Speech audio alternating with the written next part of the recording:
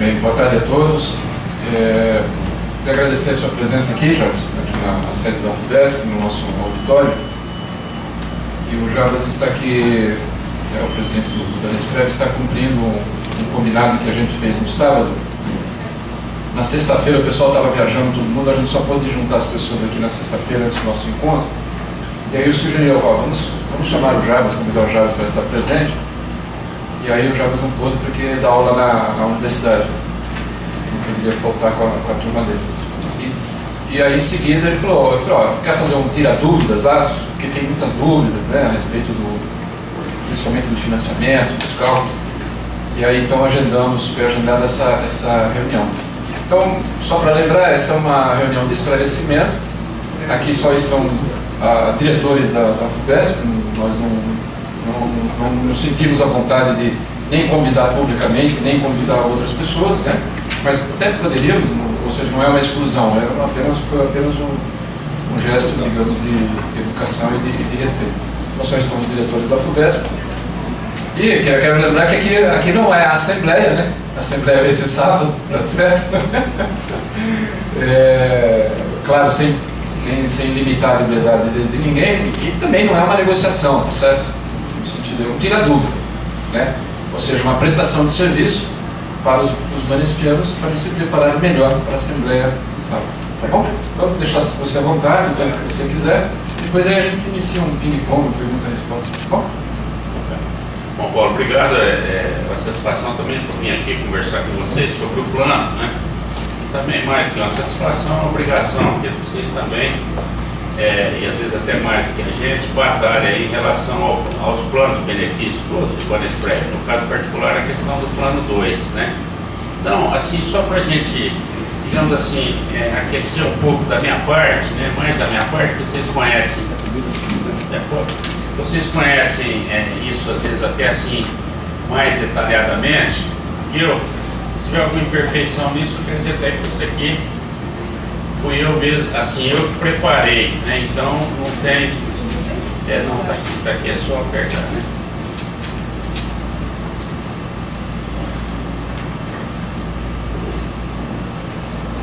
Então aqui nós preparamos algumas informações que a gente nós vamos levá-la para a Assembleia. Eu queria só deixar claro que assim, essa apresentação ela não é uma apresentação fechada. Então pode ter uma informação ou outra que aperfeiçoe na nossa visão, né? Então observe o seguinte, o plano fechou esse final de ano com 777 milhões de déficit, né? Um ponto importante que nós temos que falar desse plano é que as pessoas que estão nesse plano e que vão se aposentar nesse plano, vocês sabem disso melhor que eu, e boa parte do nosso trabalho de vocês, eu falei isso lá em Campinas também, vou repetir, as pessoas são vitoriosas, as pessoas que vão aposentar nesse plano. E eu falo isso como um operador de plano de previdência há um pouco mais de 15 anos, que é o que eu tenho feito esse tempo todo. Então o plano é muito bom, tá certo? O plano é bom, é um plano que não existe mais, nem o governo federal quer esse plano mais. Tanto é que está criando um fundo de pensão para o servidor público. Então, nem o governo vai oferecer isso para os funcionários, futuros funcionários, no projeto aí do FUNPRESP. Então, o plano é muito bom. Então, quem conseguiu ficar e está chegando para se aposentar, que a gente espera que todos se aposentem, são vitoriosos. E essa vitória, lógico, é uma vitória dos que ficam, mas também é uma vitória principalmente de vocês aí, das discussões, das negociações e da combatividade, porque na realidade não é fácil, né? Manter um plano desse com um patrocinador privado. Nós temos 4 anos de déficit consecutivos, tá certo? Quais foram as pressões para esse déficit? Porque essa é uma questão que a pessoa fala. O plano tem problema estrutural? Vocês perguntam, só para a gente poder começar a conversar um pouco, vocês pensarem. Veja bem, se você pensar que a premissa de turnover não foi cumprida, ou seja, menos de 2% não saíram em determinado período do plano, também não sai da patrocinadora, pode-se falar que na estrutura o plano tem um problema. Você prevê que ia sair 2% todo ano e não saiu, né? Então é uma questão, mas é uma questão positiva, tá certo? Se você pensar também que o estudo atuarial fala que o cidadão vai ficar 2 anos até depois de se aposentar e ele sai no momento zero, você pode falar, isso é uma questão da estrutura, o plano prevê uma coisa e acontece outra. Agora, tirando a questão de investimentos, essas mudanças, elas são mudanças sob uma ótica saudável, porque a pessoa está ficando no plano e está se aposentando. Então também isso, nessa hora de dificuldade, a gente na hora de dificuldade às vezes esquece dessas questões, ou até para poder ter cuidado da dificuldade muito presente, a gente esquece. E eu às vezes até eu tenho que me lembrar disso. A rentabilidade acumulada, que é um dos fatores que influenciou ao não enfrentamento. Isso é um negócio normal em plano de previdência, às vezes você não bateu o atuarial. Quer dizer, não é um absurdo, não é uma coisa assim. Mas quando o plano já está com outras pressões, isso se soma à pressão do plano, né? Então, em dezembro de 2008, vocês viram que nós tivemos 0,16 e tivemos aqui 9,24 em dezembro de 2011, que são anos que nós não batemos a meta atuarial hoje, ou seja, nós não rendemos aqui em NPC mais 6, né? Talvez numa fotografia da entidade assim, sobre a ótica pura, essa é uma das coisas que mais dependia da entidade, sobre a ótica de administração ali, né? Então, essa é uma questão. Muito bem. Ocorre que a norma traz que nós temos que equacionar o plano depois de 4 anos, né? Então, depois de 4 anos, nós temos que equacionar o plano. E aí você tem o atuário, que o atuário nessas questões, por ele ter responsabilidade também administrativa e até criminal, ele te aponta que você tem que implementar o custeio, tá certo? Então você tem que implementar o custeio extraordinário. Então,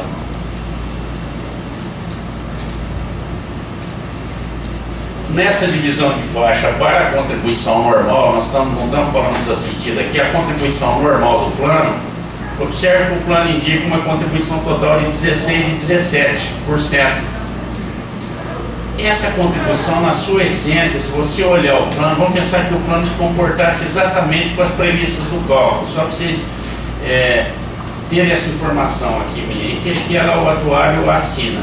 Se o plano tivesse 2% de saída todo ano de participantes, se todo mundo levasse 2 anos depois para se aposentar, que completou o tempo, e o plano rendesse 6% mais o INPC, os ativos, vamos pensar que fosse aquela foto que se projetou, ela fosse realmente o que acontecesse. Na realidade, isso aqui é mais do que suficiente para pagar o plano. Essa taxa é até um pouco alta, considerando o atuário, até poderia ser até um pouco menor, se os demais comportamentos fossem comportamentos que batessem com o que se estuda na dinâmica do plano. Então, essa contribuição é uma contribuição que muda praticamente nada da contribuição do ano passado. Na contribuição extraordinária, que é a grande questão que a gente tem enfrentado com vocês, quer dizer, com os participantes e com todos vocês também, é que você tem essa questão, acima de um teto da Previdência, se for só o ativo, ele pagaria 112%, ou seja, ela é impagável. Então, aquela aposta que nós fizemos, Paulo, de 2 anos, esperar para 4, não que isso foi ruim, porque nós tivemos mais pessoas que se aposentaram, mas simplesmente o déficit também cresceu. Porque se nós tivéssemos tido uma rentabilidade muito boa que nem em anos passados, a gente talvez o déficit tivesse diminuído e até tivesse desaparecido. Mas não foi isso que aconteceu. Então, o plano ficou um pouco mais pesado, né, nesse sentido. Incluindo o assistido, a proposta, porque essas propostas elas são extremamente técnicas, né? E a margem da lei, com a resolução CGPC 26, a margem da lei ela ficou uma margem pequena para você trabalhar. Ela te traz algumas exigências. Ou você vai propor redução de benefícios, você vai propor majoração do custeio. O fato é que precisa haver um ingresso de recursos no plano, para manter o plano assim como ele está. Me parece que não há dúvida com relação a que o ideal é que todo mundo se aposente no plano. Ou se pensar, às vezes tem participante que fala, mas por que não estuda uma migração? Estudar um projeto de migração. Isso também não é uma coisa totalmente descartada, mas o ideal seria que a hora que for discutir isso, todo mundo tivesse as mesmas condições, inclusive em condição de elegibilidade do benefício, porque aí você daria uma igualdade na paridade dos participantes. Então é uma questão. R$16,90 para incluir o assistido. Então observe que para o participante ativo muda de 112 para 16,90. Aqui, pessoal, tem uma questão importante, né? Por que diminui tanto? Porque aí o atuário, ele tem no seu cálculo, ele tem condição de fazer um fluxo assim. Se o plano não se equilibrar, o cidadão vai pagar enquanto ele viver. Essa questão é importante e é assim. Eu gostaria de falar que não fosse assim. Se o plano se tornar superavitário, por isso que muda de 112 para 16, porque não tem mágica nisso. O valor econômico continua sendo o mesmo, mas aí ele vai projetar o participante Y. Ele está na ativa, ele vai pagar a contribuição normal e vai pagar como assistido. A hora que ele se aposentar, ele vai continuar pagando como assistido. Tá certo? Então, aí essa também responde um outro ponto que nós vamos falar mais à frente, né? Assim, então, importante. Para o assistido, tem uma divisão aqui, é de 2, 4, que isso é do artigo do regulamento também para o ativo. E aumenta o percentual para quem ganha mais, e vocês vão entender por que a hora que vê a divisão. Você tem uma quantidade menor de participante que ganha acima de um teto assistido. Observando que para o assistido vai se computar livre do INSS, a complementação dele. Então, aqui para o assistido, você teria essa situação. Já estou indo para o encerramento para a gente abrir para perguntas, que eu acho que isso aqui você já estava até meio cansado de ver. Observe a frequência que você tem do ativo e autopatrocinado. Acima de um limite máximo do salário de contribuição, eu tenho 1.800, mas é de 59%. Por isso que ele paga R$16,90. Entre os assistidos, eu tenho só 1.848.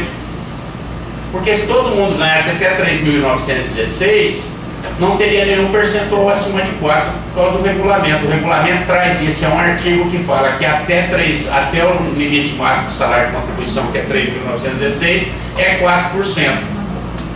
Que é uma forma de proteger a faixa de menor renda. Então, por isso que nessa divisão você entende por que para os participantes ativos você tem 16,90 na divisão do déficit e para o assistido você tem 23,45. Porque, você tem para o assistido você tem 23,45, né?